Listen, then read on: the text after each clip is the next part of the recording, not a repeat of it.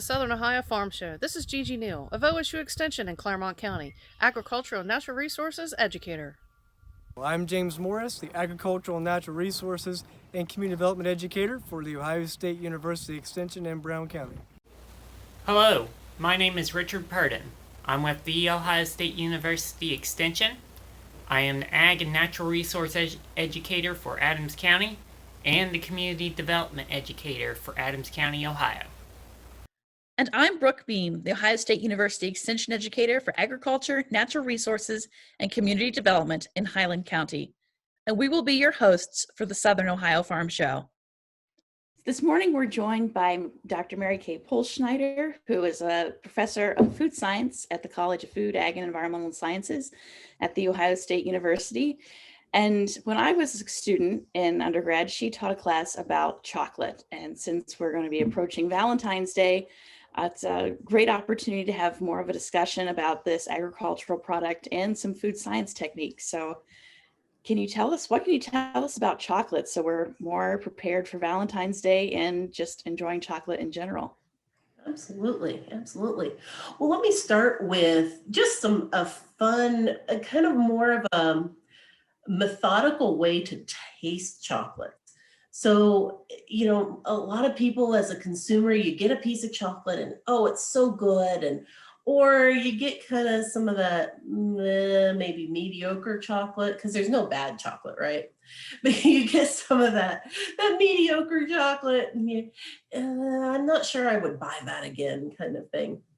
But to think about it from a little bit more methodical standpoint, you use all 5 of your senses. And so I love when I tell classes that, and even my college students are very apt to take that piece of chocolate and hold it up to their ear and say, how do I listen to it? But the first thing you do with any kind of food is that you're going to look at it. You feast with your eyes first, right? And so you're looking at it. And so you're looking at the color of it, and certainly people have preferences and they make that decision. Do I like this piece of chocolate based on the color? Is it a real light or white chocolate? Is it more of a milky, brown color? Or is it those really dark chocolates? And I think a lot of people have that predetermined idea that I really like the light chocolates, or I really, really like dark chocolate. And then sometimes they're surprised because it doesn't really taste the way that color looks, or they never really think about it and they just yum, right? But so you look at it, and then as professional evaluators, chocolate companies have people that are looking at their chocolates that are going to be looking for defects. And so you think about those little air bubbles. Everybody's melted chocolate at some point in time, and it's thick, and it'll trap those air bubbles in the little the molds that they form the chocolate bars in. And so you can kind of think about the quality of the chocolate that you have by looking for air bubbles. There's some really inexpensive chocolates that are going to have air bubbles in those corners every time. And then there's a little more expensive, relatively more expensive, but still very, very affordable brands of chocolate that you very, very seldom will find any of those air bubbles. And then the other thing that people look at is called bloom. And that's actually cocoa butter coming to the surface. There's nothing wrong with it. It looks a little funny sometimes. A lot of the chocolates that have peanut butter inside often have that bloom on the outside, even when you buy it fresh from the store, just because the fats don't work well together. They don't like each other. So cocoa butter and that fat from the peanut butter just are not friends. And so they actually will migrate to the surface and you get that little bit of greasy film. Some people don't care. Some people will find that off-putting, but it's not a safety issue. It's just a quality defect is what we consider it. So once you've looked at it, then you smell it. And that's always fun to think about the different aromas. Some milk chocolates, and especially white chocolates, are very milky or caramel smelling. Some of the white chocolates are even very vanilla, often described like buttercream icing, like a cake icing aroma, so much sugar in there. And then as you get on into those darker chocolates, you get more fruity aromas, or even some coffee aromas, some of that bitterness that we expect from coffee. We get a little bit of that in chocolate too. So the aroma is something that's really important to flavor. And we've heard, this past year with some of the symptoms of COVID, that people lose their sense of smell. And that really impacts how you taste foods. Usually you can still taste that salty, sweet, bitter, sour notes on your tongue, but you can't get all of those other detailed flavors. And so that's something to enjoy, to smell that piece of chocolate and get all of those details.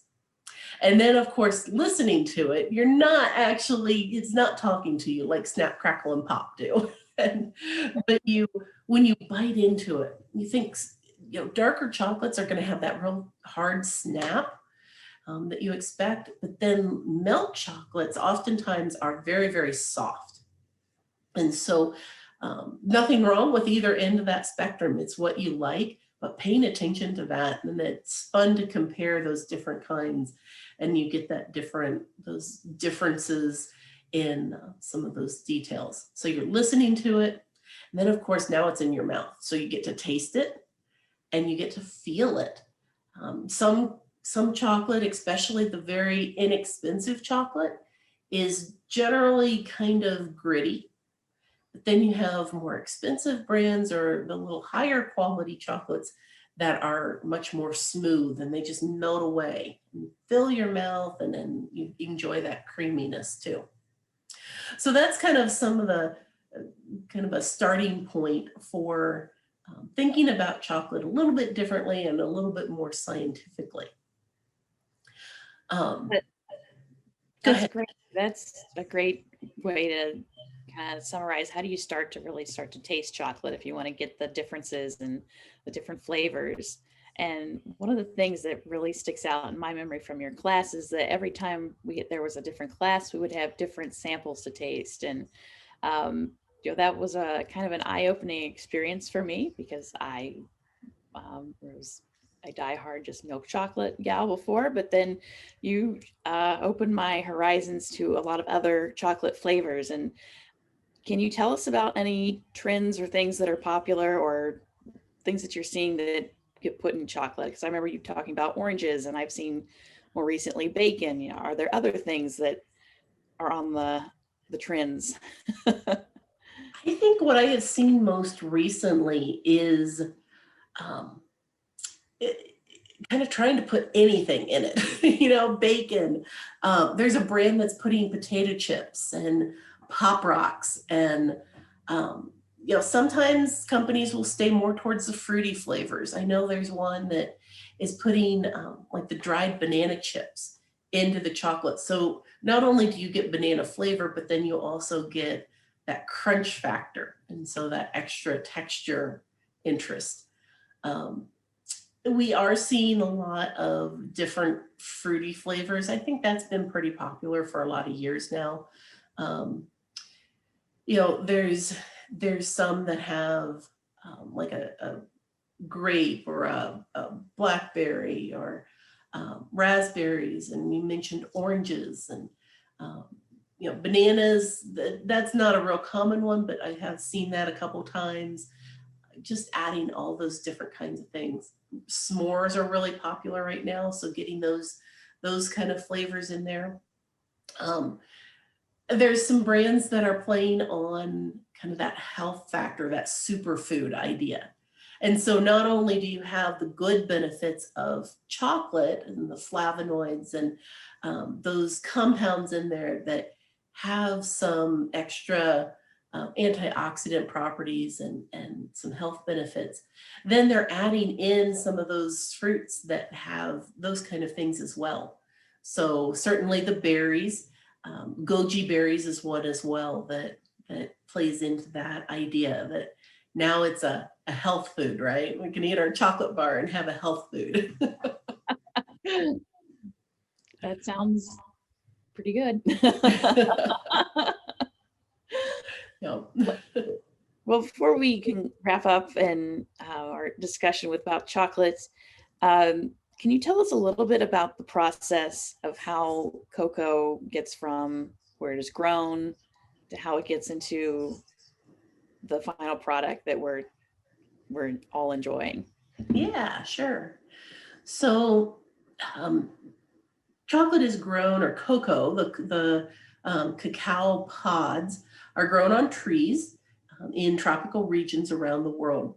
We actually get the majority of the cocoa from the west coast of Africa, Ivory Coast, Ghana, and those countries in that area are major producers. And so while it started cultivation in South America and Central America, through colonization and those kind of things, most of the production is coming from Africa today. And so once we have those beans that have been dried in those local regions, it's then shipped around the world. And first it's roasted. So somebody like Hershey or Ghirardelli or Nestle or any of those other companies that you might go to the grocery store and buy that brand name. Those companies are buying in cocoa beans, they're roasting them. And that's our safety factor. So these beans, they're an agricultural product, right? And so they are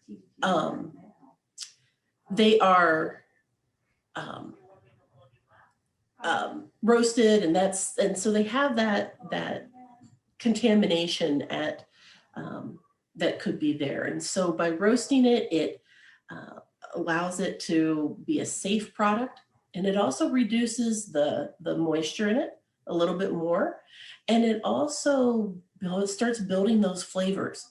Think about any other food. If you put it into an oven and you get that nice brown roasted crust on it, whatever it might be, whether it's a meat roast or vegetables, anything like that roasting gives it flavor. And so then we take those beans and they're ground. The skin is separated off of it. The skin is very much like a peanut. If you have a peanut out of the shell and has that little papery skin. So that's taken off. It doesn't taste good. And so that's cracked and ground. And then that center of the bean that we call the nib is what we use, and that's ground. And then that becomes cocoa liquor. It doesn't have anything to do with alcohol. It's just what we call that ground cocoa. And the liquor can actually be pressed, and we get cocoa powder from that. But then separated out from that is cocoa butter. And if you go to your shower and you find cocoa butter in your hair conditioner, and you might find it in your hand lotion, you might find it on your lip balm, those kind of things. So there's different methods of different kinds of cocoa butter. But there's cocoa butter that's used for food, and there's different cocoa butter that's used for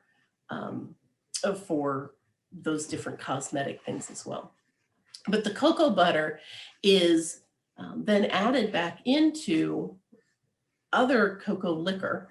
And so that makes it then a texture that is able to set up and make a solid cocoa bar. Then we also add in our sugar and other ingredients, anything that's going to go in there and be made very smooth. So when we're talking about like the banana chips, that would go in later because we want that to actually have texture. But when we don't want the sugar to be grainy and gritty in the cocoa bar. So we'll add that in. It then goes through a refiner, and that breaks it down even more smoothly. And so it breaks up all of those little particles. So we get that nice, soft, smooth texture. It then goes into a machine called a conch. And the conch somewhat works the same way as a refiner in that there is some friction, but not much. This one is actually just stirring it. And the folklore around how that was created was that Mr. Lindt, of Lindt chocolate that we still have today in Switzerland, had this machine, and he was stirring his chocolate with it. And on Friday night, he was anxious to get out of work. And so he closed down his shop, but he forgot to turn off the conch machine, or this stirring machine. And he went off for a fishing weekend, and he came back on Monday morning and found that the chocolate that had been stirring all weekend, so this is 3 days now, right? That chocolate that had been stirring all weekend was actually much more smooth than anything else he had been producing. And so he realized that that was a very important process for getting that correct texture of the chocolate. And so they conch it, and then finally it's ready to go through that last step, which is called tempering. And if you look on the internet, you can find all kinds of fun videos of these artisans that can temper by hand. And they have marble slabs, and they pour this chocolate out and they move it around, and they can tell by the look of it that it has been tempered correctly. And tempering gets all of the cocoa butter crystals in the right shape, and it gets them lined up so that they stack properly. And that's what makes very finely textured chocolate, that it's very stable and it's not going to bloom like we talked about earlier. And so that process of tempering, of course, commercially, it's done by a machine, and it takes the art out of it and makes it more of a science, that it is very much a temperature fluctuation, just like they do with steel. We've heard of tempered steel, tempered glass. It's kind of doing the same thing, making it less brittle and making the molecules line up correctly. And so once it's tempered, it goes into those pretty little molds, whether it's a bar, if we're making some of those bonbons, the circles, they actually take the mold, it's upside down, and pour chocolate into those cups, and then it's let to harden a little bit, and then that's dumped out. So it's filled up with chocolate, dumped out, and now they just have a shell. And so now they can put anything they want, any kind of caramel or cream or anything else in that center, and then make a little foot for it, a bottom for it with chocolate. And then it flips out of the shell, and ta-da, we have a cute little chocolate with something filled in the middle. Well, it's definitely a multi-step process, with the end result is something that, most everybody enjoys around the world. One question that I think is interesting to think about, how typically, if you have a bar of chocolate, or how long will that stay good? How long can you keep it? So the chocolate, the cocoa butter itself is not going to spoil. So cocoa butter has a lot of vitamin E in it. And I mentioned earlier about antioxidants. Vitamin E is one of the best antioxidants that we know. And so that keeps cocoa butter very, very stable as far as tasting good. The problem is the other things in it. So if it's milk chocolate, you've got some milk fat. If you have nuts, or, like I mentioned, peanut butter in the product, those fats are going to go bad. But the chocolate in and of itself, even if it blooms and that cocoa butter comes to the surface, it could be retempered and it doesn't go bad. Now, a regular chocolate bar is going to have other things in it. And so you're probably going to see depending on how you keep it temperature wise and that kind of thing, you're probably going to see bloom in 6 months or so. But if there's other things in it, it could start tasting funny even shorter than that, 3 months or so. So what a lot of companies will do is they'll actually freeze it. So they'll produce, all of the Valentine's chocolate probably was produced probably in December. And so it's frozen and then it comes out of the freezer and goes to the stores. One thing that you have to be careful with is making sure that when it comes out of the freezer, it's thawed correctly. And so, you think about, you get a cold bottle of water out of the refrigerator, it gets that water, that condensation all over the surface. And so you have to be careful not to allow that to happen on the chocolate, because that condensation will actually dissolve the sugar. And so then you'll get this powdery bloom on the surface. So being very careful. We can keep chocolate for a very, very long time, and it stays good. And it can be brought back if it has bloomed. So if it's retempered, then we can get back to that original texture even. All right. Well, thank you so much for your time. We appreciate all the information on chocolate, and definitely be some adventurous taste testing here coming soon. Absolutely. I encourage everybody to try it out. Try out different flavors, even if you think you don't necessarily like it. Get some friends and try those 5 steps of using all of your senses to try some different flavors. I'll tell you, one of my favorites that I would never have expected is a chili chocolate. And that little bit of heat, especially there's some brands that do it really, really well, that have just a little bit of heat, but it's a really good kind of a medium darkness chocolate.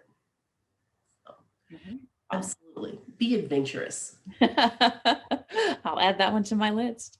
All right. Well, thank you so much. You are very welcome. It's been fun. Next, we are joined by Mechelle Frost, who is the director for the Highland County Senior Citizen Center. She will be providing a demonstration on how they have made some adorable hot cocoa bombs this season. So, Mechelle, how have you been making these different cocoa bombs? Hi, this is Mechelle Frost, Executive Director at the Highland County Senior Citizen Center, and we're making cocoa bombs. Snowmen, green frogs, and cute little puppy dogs, all for the benefit of the operation of the Highland County Senior Citizen Center. We're going to be doing a bake sale.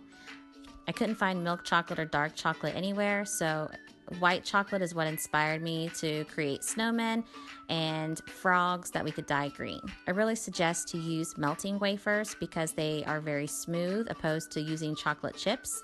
As you see, that is on the left, the wafers, and this little guy, we used chocolate chips for the eyes and he got chalky. You also want to use an oil-based food coloring to go with melted chocolate, otherwise your chocolate gets chalky. I've used 3 different molds. They're all silicone molds. The large mold is 2.75 inches in diameter. The snowman body, the bottom part, is 2.1 inches in diameter. And we use the cake pop for the head. You want to heat up your chocolate in the microwave in 30-second intervals. After the first 30 seconds, bring it out and stir it and then put it back. You don't want your chocolate to burn. We found it easier to use a spoon to make sure that you fill all of your molds. Make sure the chocolate goes all the way up to the top of the molds, and you're going to add a second coat. You can let it dry or pop it in the freezer, but make sure you get a second coat and cover it all the way. You want your sides to be strong in order for them to be durable. If you pop out a mold and it busts, you can always throw it back in and remelt it down. But the silicone molds make it pretty easy for them to come right out. When they come out of the molds, they're not going to be completely even, so heat a pan, not too hot. You don't want to scald your chocolate, and make sure that all of the sides are nice and even. Then you're going to add your cocoa of choice, your flavoring, Don't get it on the side like I just did there, or it will not fuse together properly.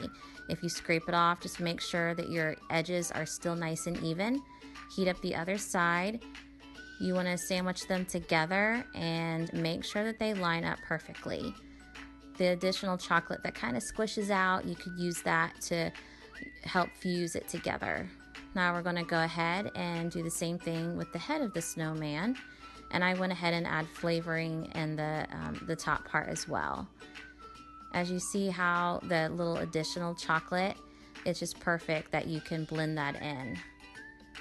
If you find a hole or something, you can take the additional chocolate in the pan and just smooth over. Now be really careful when you're adding the head to the body. You don't want to melt through the head and let all of your hot cocoa out. So just melt it together and set it on the top. And now you have your snowman. I melted down dark chocolate and put it in a piping bag. Make sure you don't cut the bag too thick. You want thin lines to draw arms and of course your cute little face for details. Ahead of time, out of white chocolate, I made the hearts and the carrot noses and sprinkled them with sanding sugar. I'm just going to fuse those together with some more white chocolate, add a cute little heart or two near his vest, and I always put the carrot nose at a downward angle to make it look more like a carrot. And there's your little snowman. The scarves are a little more tricky. You need to move quickly whenever you're putting the chocolate on because it can run. So if the chocolate's really hot, it could run down the snowman. If you hurry up and get the sanding sugar on as quickly as possible, it'll stop the chocolate from running, and you want to make sure that you pour the sanding sugar up underneath all angles of the chocolate. Next, we're going to work on our frog. The same thing, make sure the edges are even. Now, if you have chocolate that's colored with food coloring, it's going to be a little bit more noticeable, all of your little flaws that you may have. So we're going to have a little trick to that here in a minute. The molds that I used for the head of the snowman is what I used for the eyes of the frog. Because the green does show more flaws in the chocolate, I added 100% FDA underneath all angles of the chocolate. Next, we're going to work on our frog. The same thing, make sure the edges are even. Now, if you have chocolate that's colored with food coloring, it's going to be a little bit more noticeable, all of your little flaws that you may have. So we're going to have a little trick to that here in a minute. The molds that I used for the head of the snowman is what I used for the eyes of the frog. Because the green does show more flaws in the chocolate, I added 100% FDA approved edible glitter. Make sure it's FDA approved glitter, edible glitter, and added that to the frog. It made it more fun, colorful, and pretty, and it doesn't show as many as the flaws in the chocolate. I'm using white chocolate to pipe on eyes. And again, you want to be careful that the chocolate doesn't run. Let that dry. And then I added milk chocolate for my second layer of eyes and added a cute little mouth and of course a couple little warts because he's a little frog. And that is the frog. For the puppy dog, I went ahead and just drew the face. I'm not going to show that part, but the ears, you just want to pipe it onto wax paper and take a spoon and color it in. And then you're going to glue it on, or fuse it together rather, with more chocolate right around the eyes. So he's got wafer chocolate ears, but it's really just more chocolate that you piped.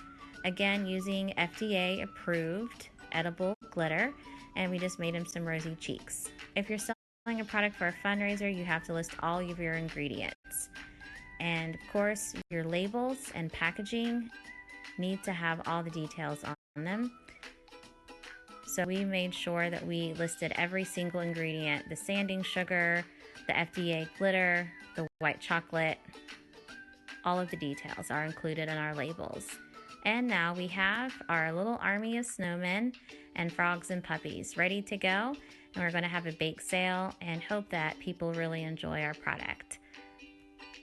We hope you had a good time watching this video, and stop and see us sometime at the Highland County Senior Citizen Center and enjoy some hot cocoa bombs with us. Happy Valentine's Day.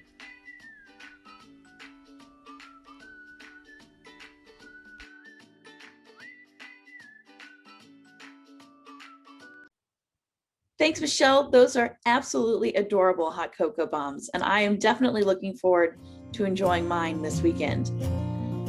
Our last segment of the Southern Ohio Farm Show for this week is a section on sustainability in the kitchen.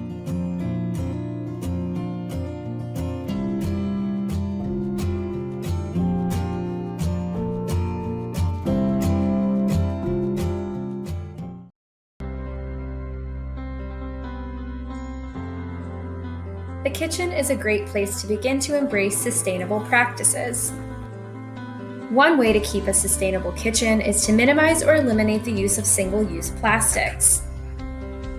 This means not buying products that include unnecessary single-use plastics as packaging, as well as avoiding the use of these products for kitchen storage. So, why avoid single-use plastics? Single-use plastics are just that, plastics that are used once and then discarded. Much of the packaging used on the products we buy fall into this category. According to the National Resources Defense Council, 6.3 billion metric tons of plastic has been created in the past 100 years or so. Only 9% of that has been recycled. The rest of this plastic ends up in the trash and ultimately in our landfills and oceans. In fact, according to the NRDC, we discard enough plastic every year to wrap around the Earth 4 times. So, what can you do? The NRDC suggests the following simple actions that you can take to reduce your use of single-use plastics and increase your sustainability practices in the kitchen. An easy first step is to bring your reusable shopping bags with you when you head to the grocery store. Also, to avoid unnecessary single-use packaging, bring your own containers with you to the store and buy in bulk when you can. Limit the amount of takeout you and your family gets, because with takeout often comes single-use plastic takeout containers. The more you cook at home, the better. Avoid using items that will be discarded, such as plastic bags and plastic wraps, when storing food and leftovers. Instead, opt for items such as beeswax wrap, glass jars, and reusable sandwich bags. You can even buy or make your own plastic-free options for kitchen cleaners to avoid the waste that comes with traditional cleaners and single-use containers. By decreasing the amount of single-use plastics that you use in the kitchen, you're also decreasing the amount of waste that you create that will end up in a landfill or an ocean.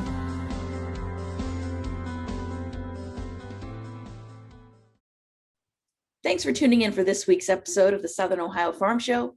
We'll see you again next week for another all-new episode. Keep warm, enjoy the snow, and have a happy Valentine's Day.